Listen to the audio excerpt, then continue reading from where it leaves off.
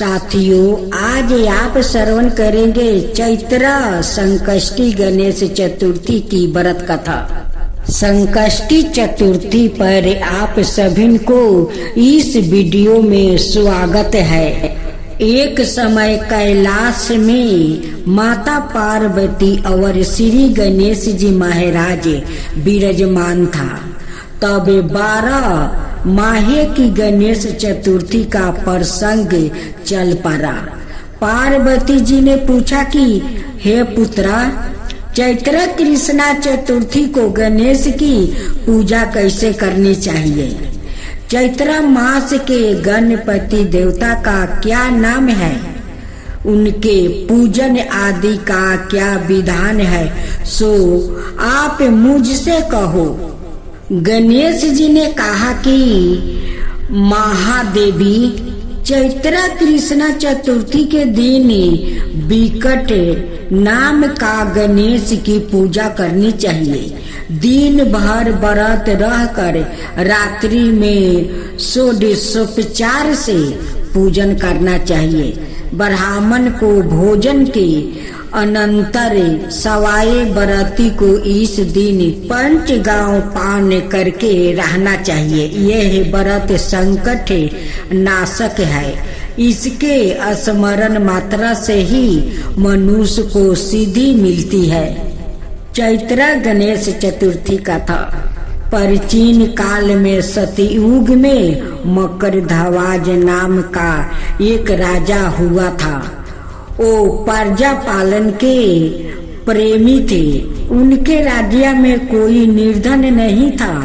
चारों वर्ण अपने अपने धामों का वो पालन करते थे।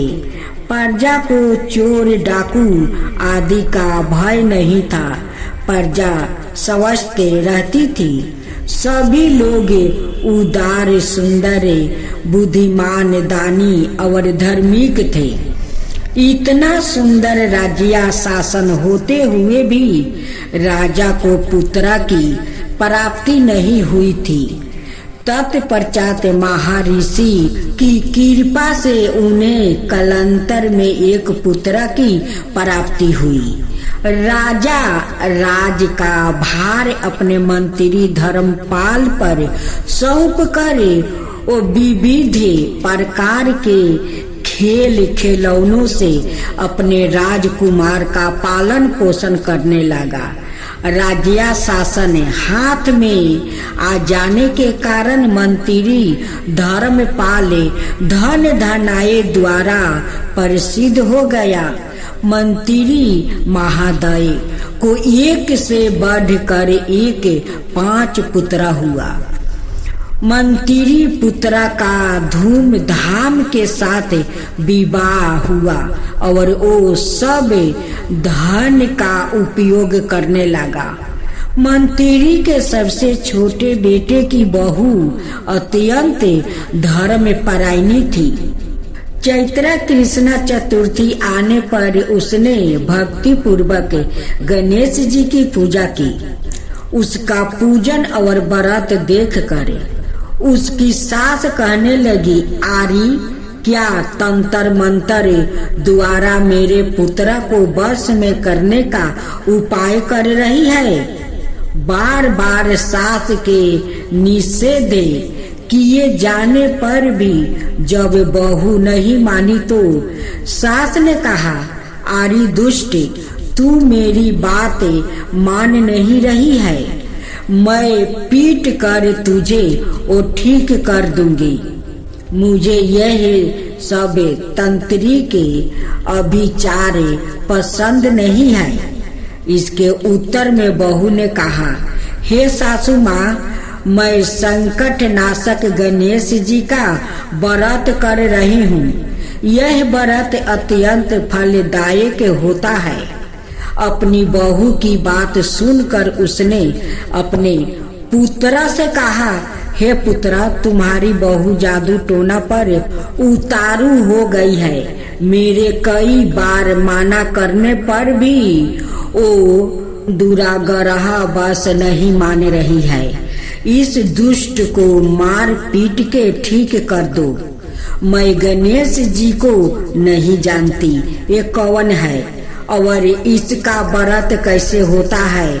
हम लोग तो राजकुल के मनुष्य है, फिर हम लोग की किस विपत्ति को यह नाश करेगा। माता की प्रेरणा से अपने बहू को मारा पीटा, इतनी पीड़ा सह कर भी उसने व्रत किया।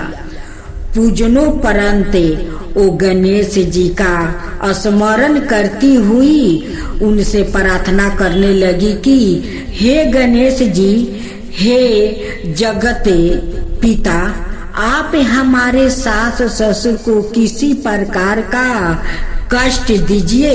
हे गणेश राय, जिससे उनके मन में आपके प्रति भक्ति भाव जागृत हो जाए, आप पर वो विश्वास हो जाए। गणपति जी बहू के मिनती सुन लिया। गणेश जी ने सबके देखते ही देखते राजकुमार का अपहरण करके मंत्री धर्मपाल के महल में छिपा कर रख दिया। बाद में उसके वस्त्र आभूषण आदि उतार कर राजमहल में फेंक दिया और सवाए अंतर्ध्यान हो गए। इधर राजा ने अपने पुत्रा को शीघ्रता से पुकारा, परंतु कोई उत्तर ना मिला। फिर उन्होंने मंत्री के महल में जाकर पूछा कि मेरा राजकुमार कहाँ चला गया। महल में उसके सभी वस्तु भूषण तो है, लेकिन राजकुमार कहाँ चला गया। किसने ऐसा नीच हरकत किया है। हाय मेरा राजकुमार कहाँ है, हाय मेरा राजकुमार कहाँ है। राजा की बात सुनकर मंत्री ने उत्तर दिया, हे राजन, आपका चंचल पुत्र कहाँ चला गया है, इसका मुझे पता नहीं है। मैं अभी नगर बाग बगीचे आदि सभी स्थानों में खोज करता हूँ। इसके बाद राजा नौकरों सेवकों आदि से कहने लगा, हे अंक रक्षकों, मंत्रियों मेरे पुत्रा का शीघ्र पता लगाया। राजा का आदेश पाकर दूत लोग सभी स्थानों में खोज करने लगा। जब कहीं भी पता ना लगा तो आकर राजा से डरते डरते निवेदन किया कि महाराज, अपहरणकारियों का कहीं सुराग नहीं मिला है। राजकुमार को आते जाते भी किसी ने नहीं देखा है। उनकी बातों को सुनकर राजा ने मंत्री को बुलाया। मंत्री से राजा ने पूछा कि मेरा राजकुमार कहाँ है। हे धर्मपाल, मुझसे साफ साफ बता दो कि राजकुमार कहाँ है। उसके वस्तु आभूषण तो दिखाई पड़ते हैं, केवल वो ही नहीं है। आरे नीच, मैं तुम्हारा वध कर डालूंगा, तेरे कुल को नष्ट कर दूंगा, इसमें जरा भी संदेह नहीं है। राजा द्वारा डांट पड़ने पर मंत्री चकित हो गया। मंत्री ने सर झुकाकर कहा कि हे राजा साहेब, मैं पता लगाता हूँ, इस नगर में बालक के अपहरणकर्ताओं का कोई गिरोह भी नहीं है और ना ही डाकू आदि रहते हैं। फिर भी हे प्रभु, पता नहीं किसने ऐसा नीच कार्य किया है और ना जाने वह कहाँ चला गया है। धर्मपाल ने आकर महल में अपनी पत्नी और पुत्रा से पूछा। अपनी सभी बहुओं को बुलाकर भी पूछा कि यह कार्य किसने किया है। यदि राजकुमार का पता नहीं लगा तो राजा मुझे अभागे के वंश का वो विनाश कर देगा। ससुर की बात सुनकर छोटी बहू ने कहा कि हे पिताजी, आप इतने चिंतित क्यों हो रहे हैं? आप पर गणेश जी का कोप हुआ है, इसलिए आप गणेश जी की आराधना कीजिए। राजा से लेकर नगर के समस्त स्त्री पुरुष बालक वृद्धा संकट नाशक चतुर्थी का व्रत विधि पूर्वक करे तो गणेश जी की कृपा से राजकुमार मिल जाएंगे। मेरा वचन कभी मीठा नहीं होगा। छोटी बहू की बात सुनकर ससुर ने हाथ जोड़कर कहा कि हे बहू, तुम धन हो, तुम मेरा और मेरे कुल का उद्धार कर दोगी। भगवान श्री गणेश जी की पूजा कैसे की जाती है? हे सुलक्षणी, तुम बताओ। मैं मंद बुद्धि होने के कारण व्रत के महात्म्य को नहीं जानता हूँ। हे कल्याणी, हम लोग से जो भी अपराध हुआ हो उसे क्षमा कर दो और राजकुमार का पता लगा दो। तब सब लोग ने संकट नाशक गणेश चतुर्थी का व्रत आरंभ किया। राजा सहित समस्त प्रजाजनों ने गणेश जी को प्रसन्न करने हेतु व्रत किया। इससे गणेश जी प्रसन्न हो गए। सब लोगों को देखते ही देखते उन्होंने राजकुमार को प्रकट कर दिया। राजकुमार को देखकर सभी नगरवासी आश्चर्य में पड़ गया। सब लोग बहुत प्रसन्न हुआ। राजा के हर्ष की तो सीमा ही नहीं रही। राजा कहे उठे, गणेश जी धन है और साथ ही साथ मंत्रियों की कल्याणी बहू भी धन है, जिसकी कृपा से मेरा पुत्र यमराज के पास जाकर भी वो लौट आया है। अत सब लोग इस संतानदायक व्रत को निरंतर विधि पूर्वक करते रहो। श्री गणेश जी बोले, हे माता, इस लोक के और सभी लोकों में इससे बढ़कर अन्याय कोई व्रत नहीं है। इसी कथा को युधिष्ठिर जी ने श्री कृष्णा जी से वो सुना था और इसी चैत्र कृष्णा चौथ का व्रत करके अपने खोए हुए राज्य को फिर से प्राप्ति किया था। दूसरी कथा कहते हैं कि सतयुग में राजा हरिश्चंद्र के राज्य में एक कुम्हार था। एक बार तमाम कोशिश के बावजूद जब उसका बर्तन कांचे रह जाता था तो उसने यह बात एक पुजारी को बताई। उस पर पुजारी ने बताया कि किसी छोटे बच्चे की बलि से ही यह समस्या दूर हो जाएगी। इसके बाद उस कुम्हार ने एक बच्चे को पकड़ कर आवा में वो डाल दिया। वो संकट चौथ का दिन था। काफी खोजने के बाद भी जब उसकी माँ को उसका बेटा नहीं मिला तो उसने गणेश जी की समक्ष सच्चे मन से प्रार्थना की।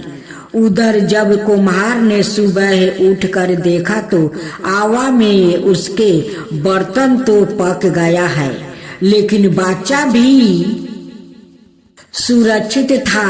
इस घटना के बाद कुम्हार डर गया और राजा के समक्ष पहुंचकर पूरी कहानी बताई।